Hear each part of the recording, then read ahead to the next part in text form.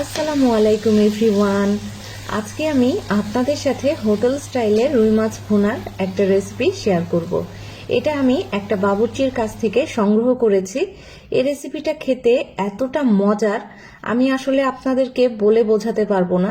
আপনারা যখন রান্না করে খাবেন বাড়িতে, তখনই কিন্তু বুঝতে পারবেন রেসিপিটা কতটা মজার। এই রেসিপিটা আমি বাড়িতে যতবারই তৈরি করি, বাসার সবাই কিন্তু খেয়ে অনেক বেশি প্রশংসা করে। তো আমি আপনাদের সাথেও রেসিপিটি শেয়ার করছি। হোটেল স্টাইলের রুই মাছের ভুনাটা আমরা খেতে কিন্তু কম বেশি সবাই ভালোবাসি। তো চলুন আমার আজকের রেসিপিটি আপনাদের সাথে শেয়ার করি। তো আমি এখানে 5 পিস রুই মাছ নিয়েছি, আর এই রুই মাছটার ওজন ছিল 5.5 কেজি। তো আমি মাছগুলো চাইনিজ কাট করে কেটে নিয়েছি, আর হোটেলে কিন্তু এরকম চাইনিজ কাট করে রুই মাছগুলো কাটা হয়। তো আমি এখানে লবণ, হলুদ আর শুকনো মরিচের গুঁড়া দিয়ে মাছটা মেরিনেট করে নিব। আর এই মাছটা 10 মিনিট মেরিনেট করে রাখতে হবে। তো আমি মেরিনেট করে 10 মিনিট রেখে দিব। আপনারা চাইলে রুই মাছের বদলে কাতলা মাছ দিয়েও করতে পারেন, অথবা বড় যে কোনো মাছ দিয়েই করতে পারেন।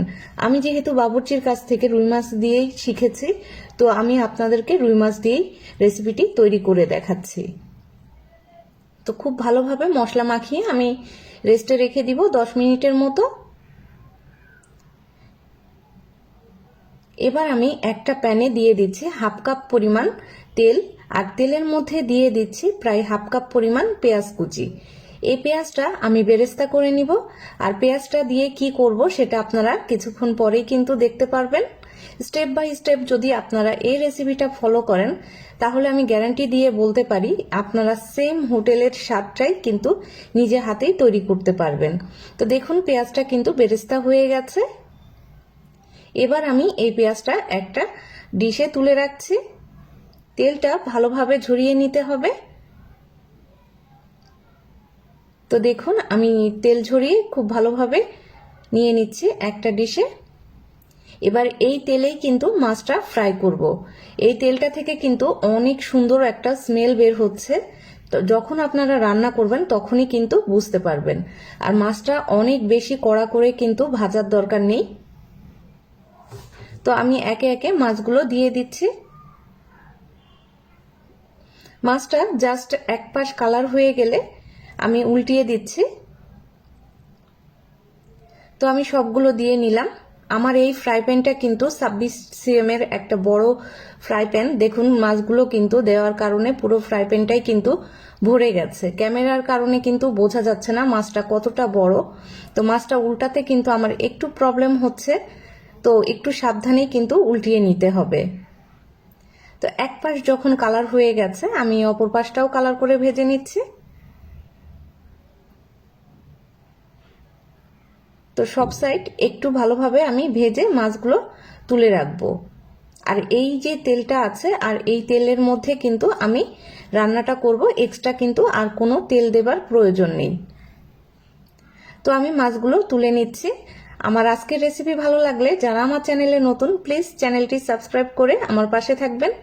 আর আপনাদের মূল্যবান মতামত জানাতে ভুলবেন না। কমেন্ট বক্সে অবশ্যই একটি কমেন্ট করবেন, আর পারলে একটু শেয়ার করে দিবেন।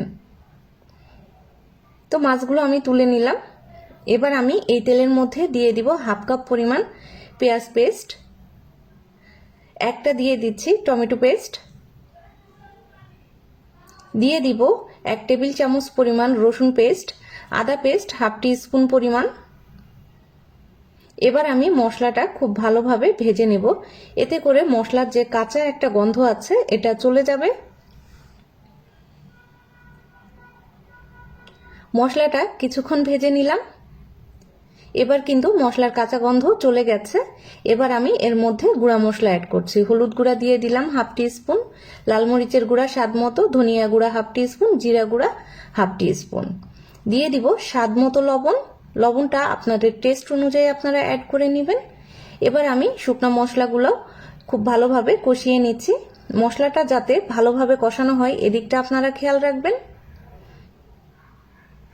তো দেখুন মশলাটা যেন আরো ভালোভাবে কষানো হয়, এজন্য আমি কিন্তু এই মশলার মধ্যে দিয়ে দিব 1/2 কাপ পরিমাণ পানি। এতে করে মশলার একেবারেই কোনো রকম কাঁচা গন্ধ থাকবে না। তো পানিটা দিয়েও মশলাটা আমি খুব ভালোভাবে কষিয়ে নিচ্ছি। আর চুলাটা মাঝারি হিটে রেখে আমি ঢাকনা দিয়ে এটা রান্না করে নিব প্রায় 5 মিনিটের মতো। এই 5 মিনিটে মশলাটা কিন্তু খুব ভালোভাবে কষানো হয়ে যাবে। তো দেখুন 5 মিনিট হয়ে গেছে। এবার আমি ঢাকনা খুলে নিচ্ছি আর এর মধ্যে দিয়ে দিব আগে থেকেই ভেজে রাখা রুই মাছ। রুই মাছগুলো যেহেতু বড়, তো বারবার কিন্তু উল্টানো যাবে না। এই মুহূর্তেই কিন্তু যতটা সম্ভব মশলার সঙ্গে ভালোভাবে আমি কষিয়ে নিব উল্টিয়ে পাল্টিয়ে। একটু সময় নিয়ে আমি মাছগুলো কষিয়ে নিচ্ছি। মাছগুলো উল্টাতে একটু প্রবলেম হবে, তো আমি একটু সময় নিয়ে ভালোভাবে মশলা মাছের গায়ে লাগিয়ে নিচ্ছি আর মাছগুলো যতটা সম্ভব কষিয়ে নেওয়ার চেষ্টা করছি, কারণ এটা পরবর্তীতে যখন আমি ঝোলের পানি দিব তখন কিন্তু এটা উল্টানো যাবে না, মাছটা ভেঙে যাবে। তো এখনই কিন্তু আমি উল্টিয়ে দিচ্ছি। আর আপনাদের যদি রেসিপিটা ভালো লাগে অবশ্যই আপনারা লাইক শেয়ার করতে ভুলবেন না, আর অবশ্যই আপনাদের মূল্যবান মতামত কমেন্ট করবেন। আর যারা আমার চ্যানেলে নতুন অবশ্যই চ্যানেলটি সাবস্ক্রাইব করে রাখবেন। তো দেখুন আমি ঝোলের জন্য এখানে 1 কাপ পরিমাণ গরম পানি অ্যাড করে দিলাম। অবশ্যই এই রেসিপিতে আপনারা গরম পানি অ্যাড করবেন, যেহেতু বাবুর্চির কাছ থেকে শেখা ওনার ছোট ছোট টিপস অ্যান্ড ট্রিক্স আমি আপনাদের সাথে শেয়ার করছি। ঢাকনা দিয়ে 10 মিনিট রান্না করে নিলাম। 10 মিনিট পর আমি দিয়ে দিচ্ছি ধনিয়া পাতা কুচি আর দিয়ে দিব স্বাদ মতো কাঁচামরিচ। কাঁচামরিচটা এই পর্যায়েই দিতে হবে, এটা শুধুমাত্র ফ্লেভারের জন্য। এবার দিয়ে দিব পেঁয়াজের বেরেস্তা। ফার্স্টে যে বেরেস্তাটা করে রেখেছিলাম সেই বেরেস্তাটা দিয়ে দিচ্ছি। আর এই বেরেস্তা দিয়ে বেশিক্ষণ রান্না করব না, জাস্ট 2 মিনিটের মতো রান্না করলেই কিন্তু আমাদের রান্নাটা কমপ্লিট হয়ে যাবে। দেখুন আমার রান্নাটা কিন্তু পুরোপুরি রেডি।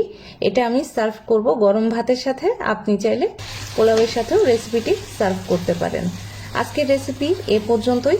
সবাই অনেক বেশি ভালো থাকবেন। আল্লাহ হাফেজ।